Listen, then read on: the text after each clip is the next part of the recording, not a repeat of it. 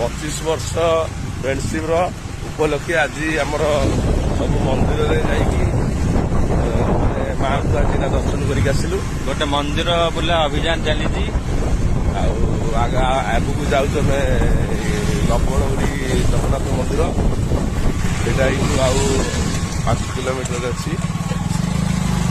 ଆଜି ଆମ ଫ୍ରେଣ୍ଡସିପ୍କୁ 25 ବର୍ଷ ପୂରଣ କରାହେଇଛି।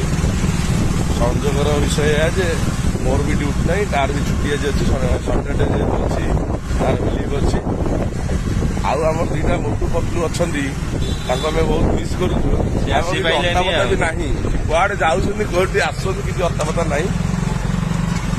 କଣ ଖବର ତାଙ୍କର ବିଷୟରେ ସବୁ ବହୁତ କଥା ଏବେ ଲୁଚଉଛନ୍ତି ଯେ ତାଙ୍କ ବିଷୟରେ ମୁଁ ବେଶୀ କମ୍ କହିପାରିବି। ତାଙ୍କ ସାଙ୍ଗ ଯିଏ କ୍ଲୋଜ୍ ସିଏ ବେଶୀ କହିପାରିବେ, ଯିଏକି ଅଭିନାଶ। ମୁଁ ତାଙ୍କ ବିଷୟରେ